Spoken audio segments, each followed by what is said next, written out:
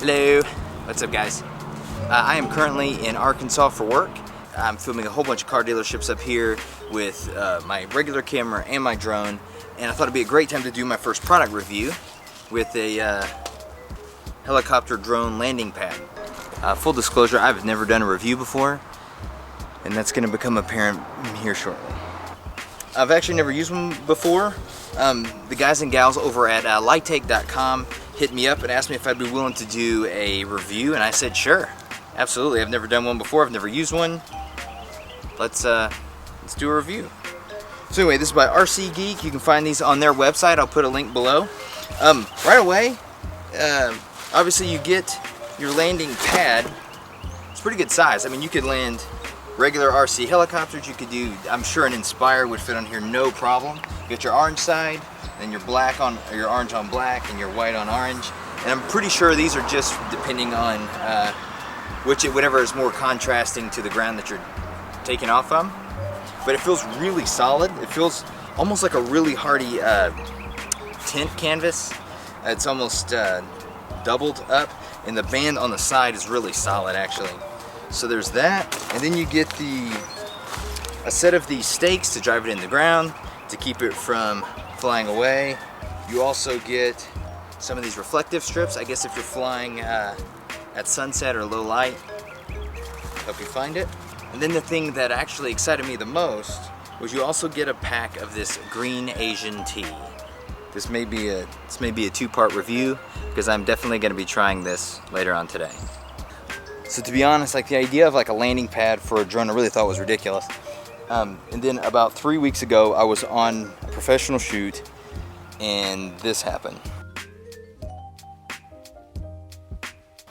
And what had happened was I took off from a paved but dusty asphalt parking lot and my gimbal locked up and just got dust in there. And the Mavic in particular sits very low to the ground. The gimbal sits low to the ground. The motors and the props sit low to the ground, so it is really susceptible to dust.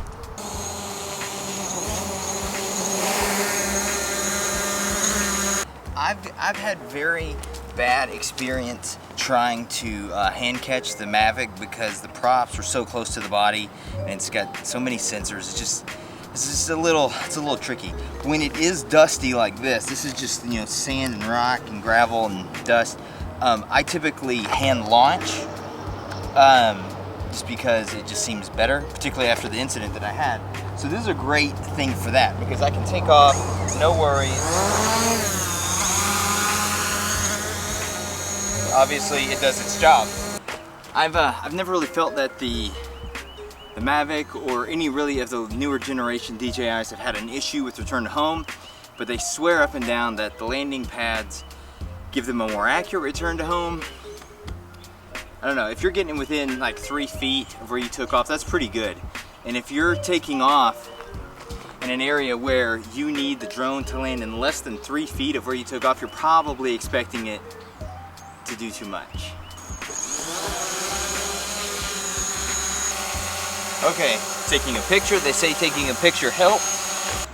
I'm up there about 230 feet. It's gonna hit return to home.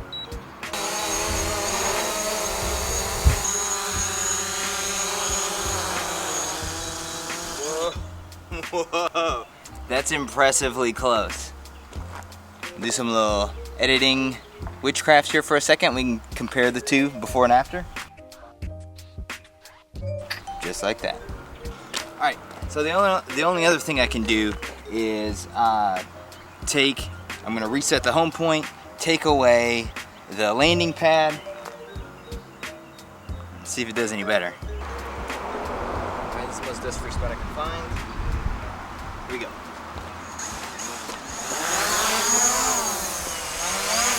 I'm really curious if it's just as accurate without the pad. What?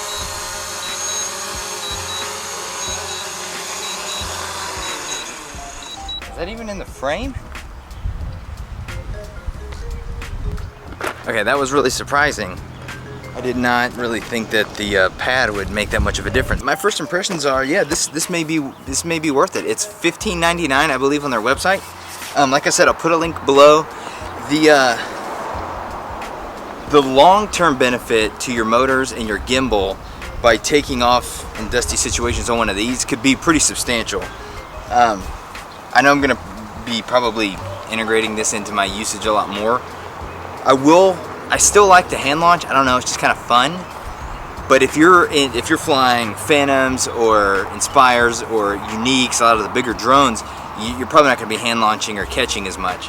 So this may be a great way to go. Like I said, it's like $15. Really, really well made. The options that you've got on both sides are good for whatever sort of situation you're going to be in.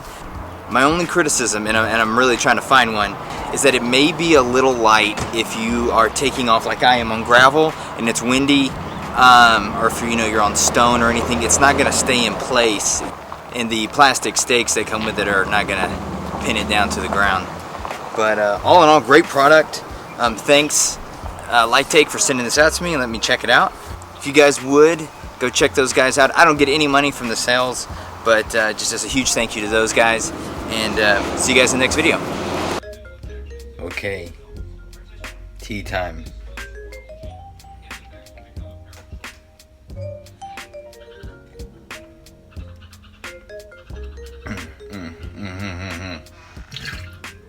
Yeah.